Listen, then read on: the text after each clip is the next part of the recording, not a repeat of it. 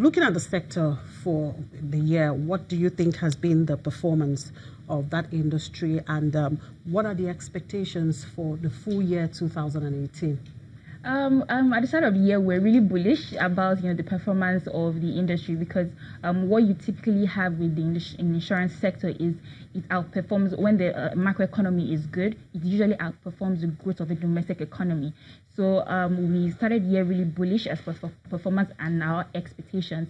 But what we have seen so far, as per 9 months 2018, is that performance has stayed relatively flat. But we believe that this Q4 would sort of buoy performance a bit, but as per in terms of what the overall growth will be, we believe that it will still be very, very moderate. And your valuation perspective of the leading counters in the sector? Interestingly, despite all of the would I say drags that we have talked about, we believe there's still value to be created, and we have top picks for in the sector. And what are your top picks? Okay. Yeah, so we chose 6 companies, that are listed on the exchange. So we took ICO Insurance. After analyzing ICO and their plan to recapitalize, increase their capital base, going into agri insurance, we believe that that's the company to watch out for in the future. We take a look at name insurance as well. Over the years, we've constantly seen that name insurance has high return in equity, which is averaging about 32%. And which is far above industry average. And then if you look at the company, we're also hearing news about it, adding additional capital to its base. So what that means is they're able to underwrite more risk, and with a high return on equity at 32%. That's comparable to an emerging an industry, a player in Brazil, for example, that has 45% return on equity. So what is your investment case for the insurance sector? We are positive. We believe that there's still a lot of value to be created in the sector. If you look at what can happen, or what the sector can do if there are mergers and acquisitions. So if, for example, we have capital base is increased higher than what it is, what has been stipulated by the NICOM through their tier-based exercise, what we believe that if it is even increased higher, what would happen is there will be mergers and acquisitions, consolidation, and these companies will be able to underwrite more risk in oil and gas, in marine, and actually be able to underwrite big ticket transactions, and then reduce the amount that is lost to foreign reinsurance, basically. So that's one side of it. If you go further, there's microinsurance, and we believe also that microinsurance is a sweet spot, really, because what it does is that it would increase penetration, even though it requires patient capital, fresh capital. If you take a case study of those who are playing in the microinsurance space outside, so I'll give you an example. So Bima is a company that operates in Latin America, and what they have done over the years is just focus on microinsurance, and they have done over 24 million customers in less than 5 months, in less than 5 years, I meant to say.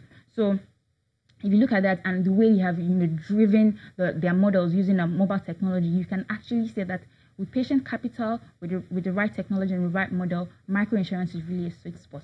Okay, before we talk further on that microinsurance, now the underlying theme of your report suggests that regulation and consolidation are the major keys to unlocking the needed growth of the insurance sector.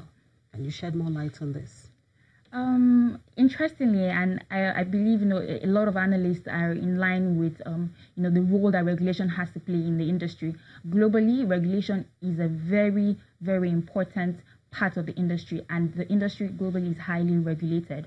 So yes, what regulation will continue to do is push for compulsory insurance where it can, so across oil and gas, across marine, across motor and life. But more importantly, what we believe that regulation can do is create channels that encourage growth. So we've been talking about consolidation, increase the capital base. One of the problems that we had with the tier-based capital exercise wasn't that the classification wasn't right, but we believe that the increase, even though it was about 100%, 50%, wasn't still enough to drive the needed growth in that sector. So that is the place of regulation. So just like the CBN moved the capital base from 2 billion to 25 billion, that was over 1,000 increase we believe that the insurance industry can also do this so that we can have, the insurance industry and players owning banks. Now, what about penetration constraints? Will regulation and consolidation solve that issue? Well, not directly, really, not directly. What regulation can do to increase penetration is actually create drivers, and that's what we've seen NICOM do. So NICOM has revised microinsurance guidelines and has also issued some licenses, microinsurance licenses. But that's in itself creates an avenue to actually allow players into the sector, and if once it's continually regulated, it will ensure that people can actually pay profitably in that sector, really. And in our report, we talked about how microinsurance is really important. Well, we believe that if regulation creates an enabling environment for people to actually go into that sector with the right models, with the right agents, you can actually make a case for microinsurance that can increase penetration. You talked about microinsurance, and in your report, you're saying that microinsurance is a way to deepen insurance penetration. Yeah. Now, in your opinion, what models will be sustainable going forward? Because the issue has been how to get people to understand the business of insurance and how important insurance is, even to the, those of them in the rural areas. Yeah, exactly. So for microinsurance, because of the kind of people you're dealing with and the amount that is involved, really you need to look for what is a convenient way to actually access these people and how can they conveniently do insurance. So what we believe is a sustainable method is using mobile technology. If you look at all other players in the world who have used mobile technology to actually transform the way insurance is done. But where we have internet issues, like in the rural areas, how would that work? So, you have, for example, like USSD when you're doing banking transactions. So if I want to pay for my insurance, if I want to I can actually do all those things following a prompt. So that can actually work without the internet. And then what again can also be a factor that can be built into the model is the agent system. How can agents reach out to these areas? How can they build a network of people who can constantly ask questions and then get a fee on that, really? And we've seen it work, We've seen it work in Latin America. I believe, with the right tweak and the right twist, it can actually work in Africa and Nigeria.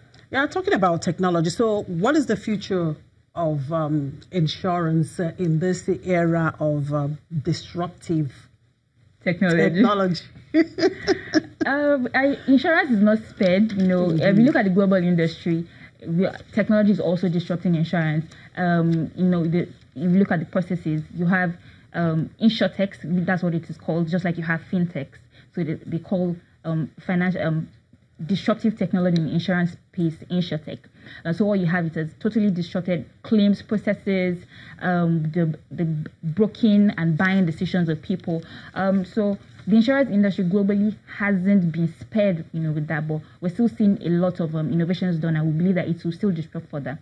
But if we look at the local industry, we haven't really seen that yet, and we believe that sooner or later it will happen. And if players in the industry, are serious about growth, are serious about capturing millennials, people who are used to doing everything, on the internet and they've seen that done in the banking sector already.